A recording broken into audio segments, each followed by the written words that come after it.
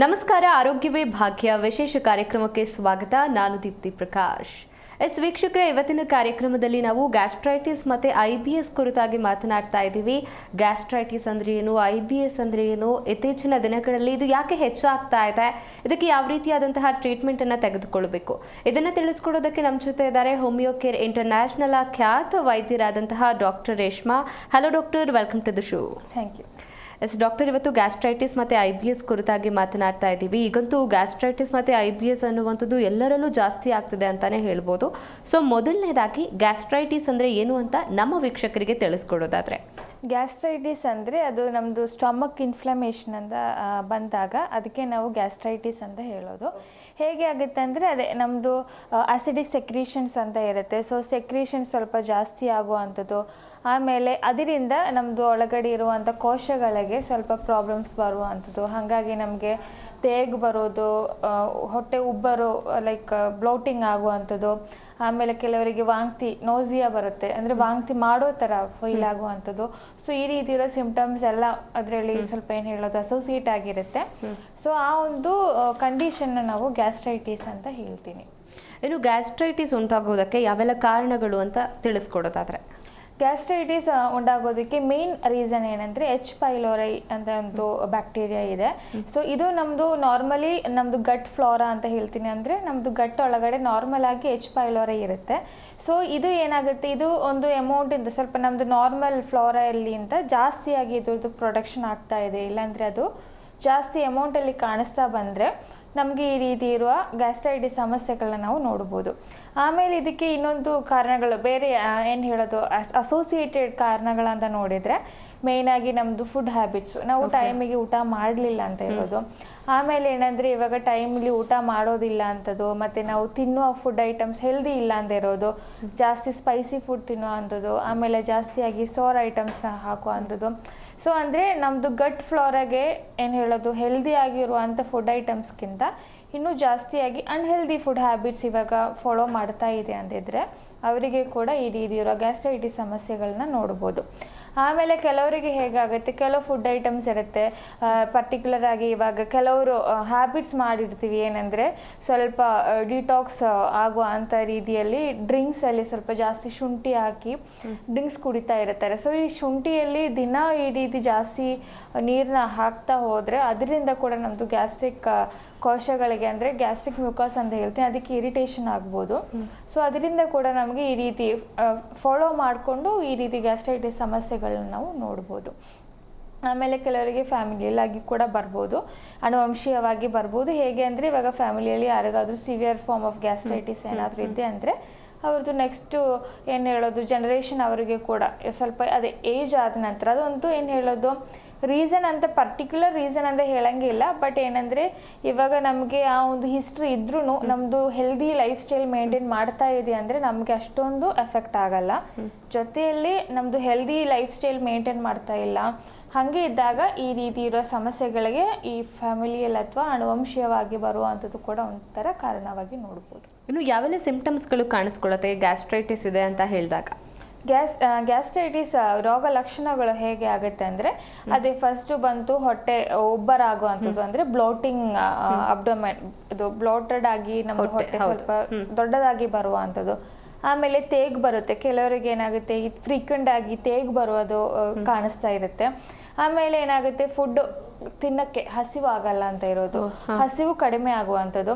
ಆಮೇಲೆ ಏನಾಗುತ್ತೆ ಅಂದರೆ ಅವರಿಗೆ ಸ್ವಲ್ಪ ಬರ್ನಿಂಗ್ ಸೆನ್ಸೇಷನ್, ಅಂದರೆ ಉರಿ ಆಗುವಂಥದ್ದು, ಇದೇ ಉರಿ ಅಂತೆಲ್ಲ ಹೇಳಿರ್ತೀವಿ, ಸೊ ಇದೇ ಉರಿ ಆಗುವಂಥದ್ದು.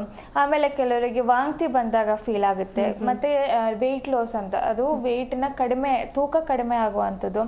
ಈ ರೀತಿ ಇರೋ ಲಕ್ಷಣಗಳನ್ನೆಲ್ಲ ನಾವು ನೋಡ್ಬೋದು.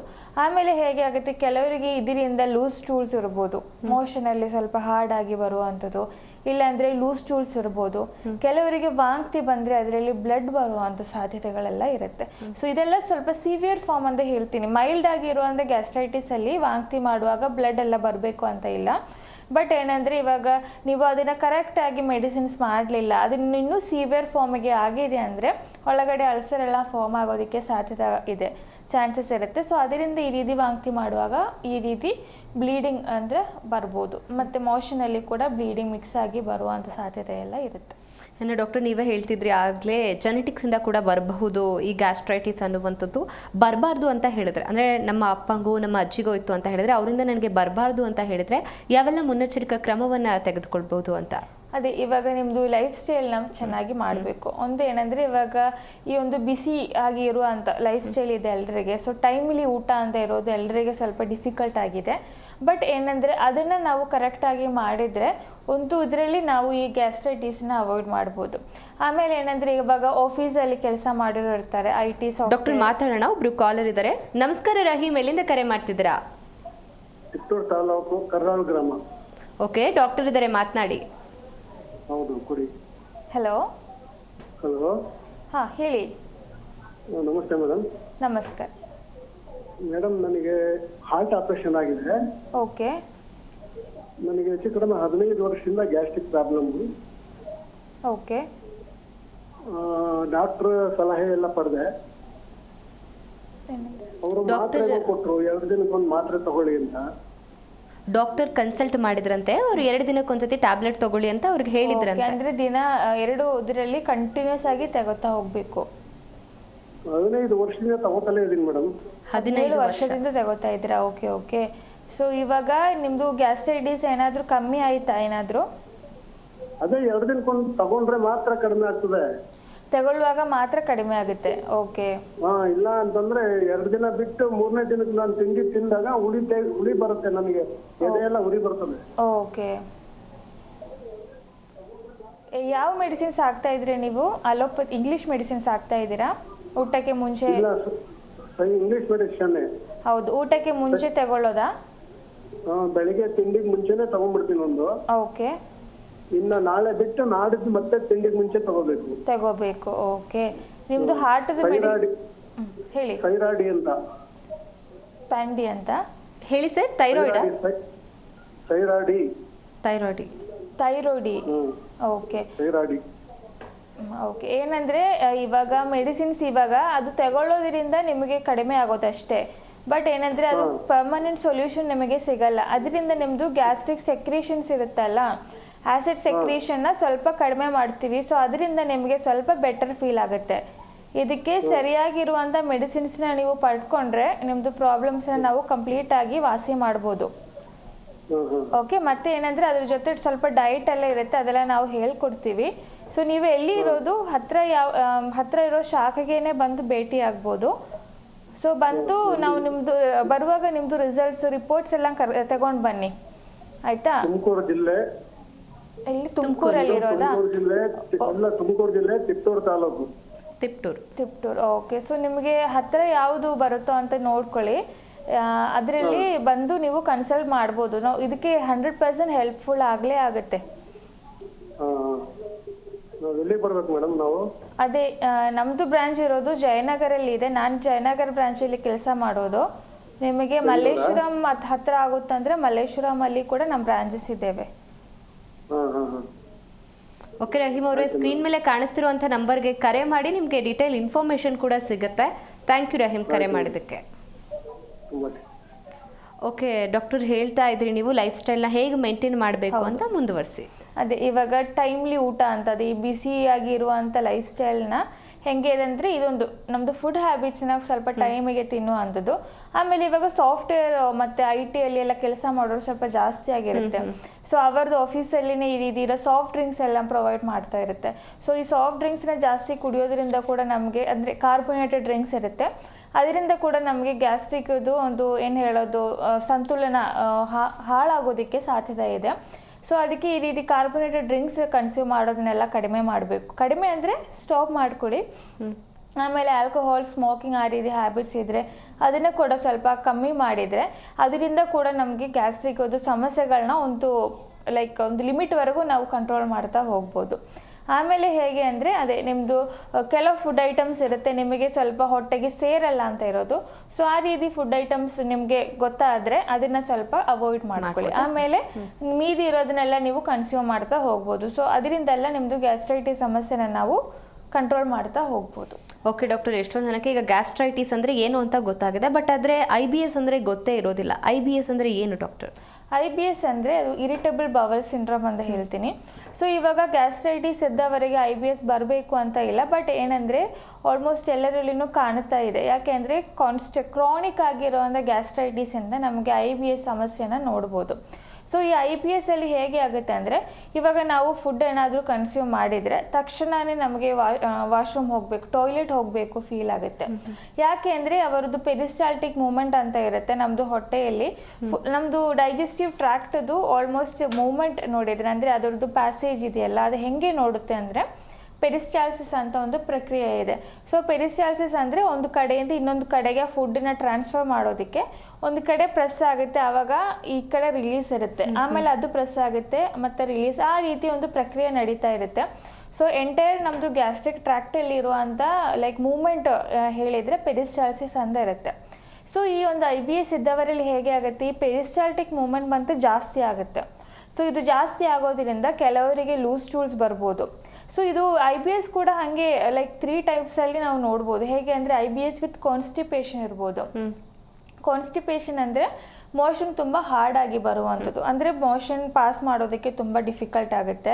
ಸೊ ಇವಾಗ 1 ದಿನ 2 ದಿನ ಎಲ್ಲ ಮಾಡಲಿಕ್ಕೆ ಆಗಲ್ಲ, 3ನೇ ದಿನ ಹೋಗುವಾಗ ತುಂಬ ಹಾರ್ಡಾಗಿ ಬರುವಂಥದ್ದು.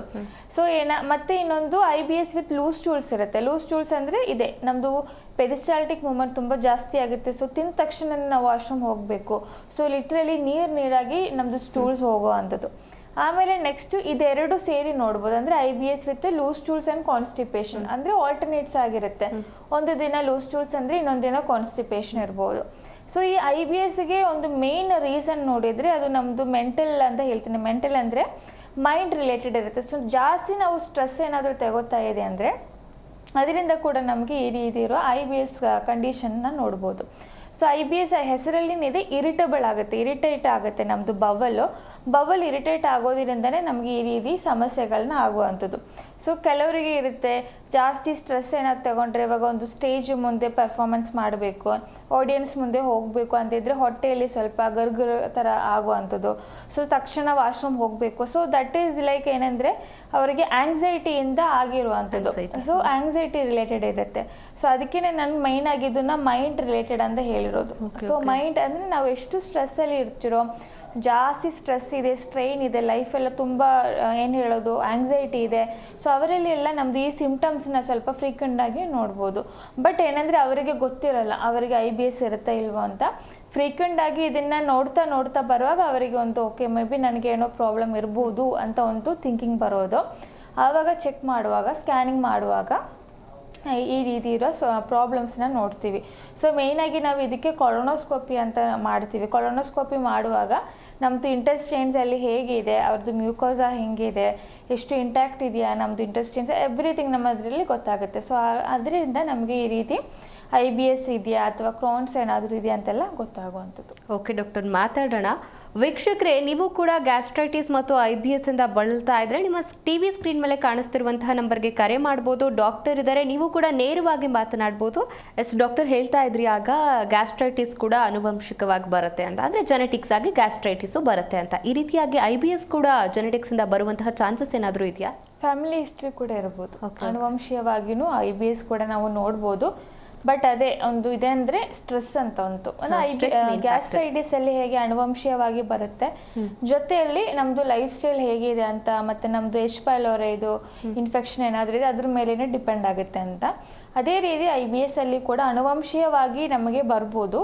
ಜೊತೆಯಲ್ಲಿ ಈ ರೀತಿ ಸ್ಟ್ರೆಸ್ ರಿಲೇಟೆಡ್ ಫ್ಯಾಕ್ಟರ್ ಏನಾದರೂ ಇದೆ ಅಂದರೆ, ಮಾನಸಿಕವಾಗಿ ಏನು ಹೇಳೋದು ಸ್ಟ್ರೆಸ್ಸು, ಸೈಕಾಲಜಿಕಲ್ ರಿಲೇಟೆಡ್ ಪ್ರಾಬ್ಲಮ್ಸ್ ಇದ್ರೆ ಅಂದರೆ ಅವರಲ್ಲಿ ಕೂಡ ಅದೊಂದು ಏನು ಹೇಳೋದು ಅದು ಮೇನ್ ರೀಸನ್ ಅಂತ ಹೇಳಂಗಿಲ್ಲ, ಫ್ಯಾಮಿಲಿಯಲ್ಲಿ ಹಿಸ್ಟ್ರಿ ಅಂತ ಇರೋದು.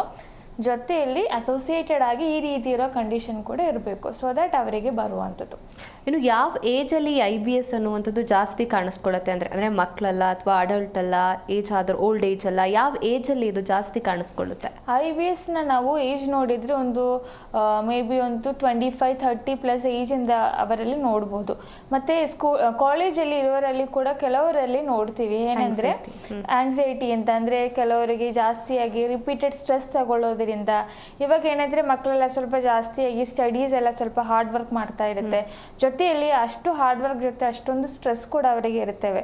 ಸೊ ಅದರಿಂದ ಕೂಡ ಅವರಲ್ಲಿ ಈ ಒಂದು ಕಾಲೇಜ್ ಟೈಮಲ್ಲಿ ಇರೋ ಅವರಿಗೆ ಈ ರೀತಿ ಇರೋ ಸಮಸ್ಯೆಗಳನ್ನ IBS ಸಮಸ್ಯೆಗಳನ್ನ ನಾವು ನೋಡ್ಬೋದು. ಆಮೇಲೆ ಗ್ಯಾಸ್ಟ್ರೈಟಿಸ್ ಕೂಡ ಅವರಲ್ಲಿ ಇರ್ಬೋದು. ಯಾಕೆ ಅಂದರೆ ಟೈಮಲ್ಲಿ ಊಟ ತಿನ್ನಲ್ಲ, ಮೇ ಬಿ ಅವರಿಗೆ ವೆಯ್ಟ್ ಲಾಸ್ ಇರ್ಬೋದು.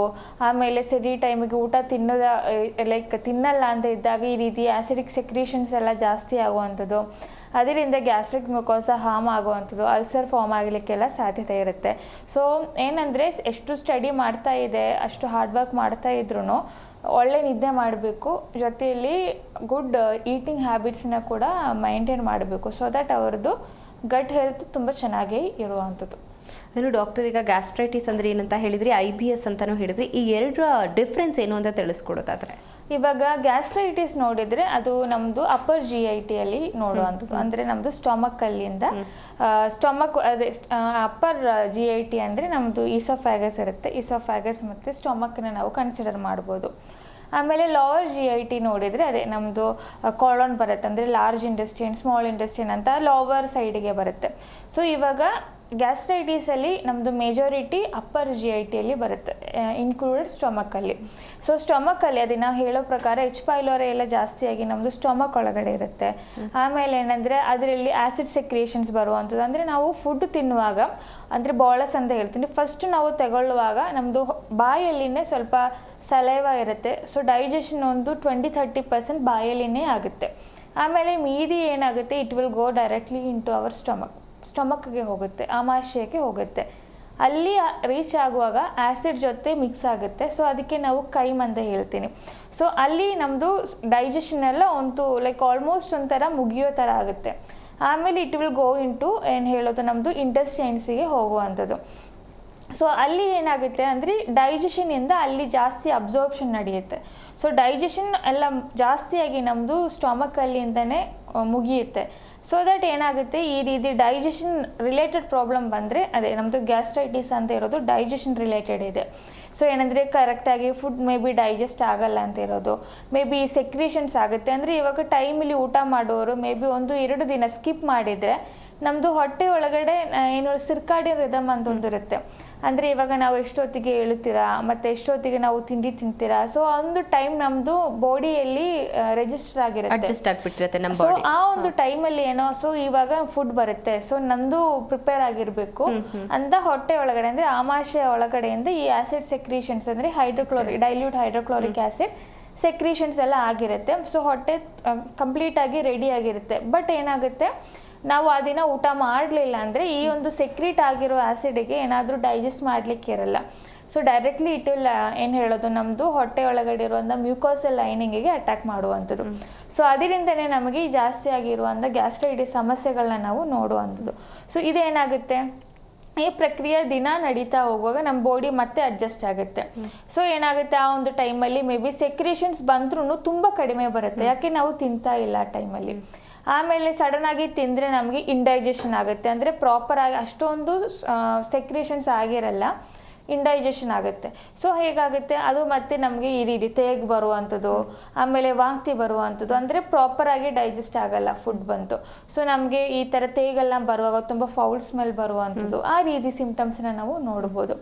ಆಮೇಲೆ ಹೇಗೆ ಅಂದರೆ ಈ ಪ್ರಕ್ರಿಯೆ ಹಿಂಗೆ ಆನ್ ಆ್ಯಂಡ್ ಆಫ್ ಆಗ್ತಾ ಇರುತ್ತೆ. ಸೊ ನಾವು ಕರೆಕ್ಟಾಗಿ ಮಾಡ್ತಾ ಇಲ್ಲ ಅಂತಿರೋದು. ಸೊ ಅದಕ್ಕೆ ಏನಂದರೆ ಕರೆಕ್ಟ್ ಟೈಮಿಗೆ ಊಟ ಮಾಡಬೇಕು. ಸೊ ಒನ್ಸ್ ನಮ್ಮದು ಬಾಡಿ ಅದಕ್ಕೆ ಅಡ್ಜಸ್ಟ್ ಆದರೆ ಅದನ್ನು ಹಾಗೆ ನೀವು ರೆಗ್ಯುಲರ್ ಆಗಿ ಮಾಡ್ತಾ ಹೋಗಬೇಕು. ಸೊ ದಟ್ ಏನಂದರೆ ಈ ರೀತಿ ಇರೋ ಸಿಂಪ್ಟಮ್ಸ್, ಈ ರೀತಿ ಇರೋ ಕಂಡೀಷನ್ಸ್ನ ನಮಗೆ ಬರಲ್ಲ ಅಂತ. ಓಕೆ ಡಾಕ್ಟರ್, ಇನ್ನು ಹೋಮಿಯೋಕೆರಿ ಇಂಟರ್ನ್ಯಾಷನಲಲ್ಲಿ ಈ ಗ್ಯಾಸ್ಟ್ರೈಟಿಸ್ ಮತ್ತು IBSಗೆ ಯಾವ ರೀತಿಯಾದಂತಹ ಟ್ರೀಟ್ಮೆಂಟ್ ಇದೆ ಅಂತ ತಿಳಿಸ್ಕೊಡೋದಾದರೆ? ಇವಾಗ ಹೋಮಿಯೋಕೆರಿಯಲ್ಲಿ ಟ್ರೀಟ್ಮೆಂಟ್ ಹೇಗೆ ಬರುತ್ತೆ ಅಂದರೆ, ಇವಾಗ ಕಂಡೀಷನ್ಸ್ ಇವಾಗ IBS ಮತ್ತು ಗ್ಯಾಸ್ಟ್ರೈಟಿಸ್ಗೆ ಬರುವಾಗ ಪೇಷಂಟ್ದು ಫಸ್ಟ್ ಹಿಸ್ಟ್ರಿ ನಾವು ತಗೋಬೇಕು.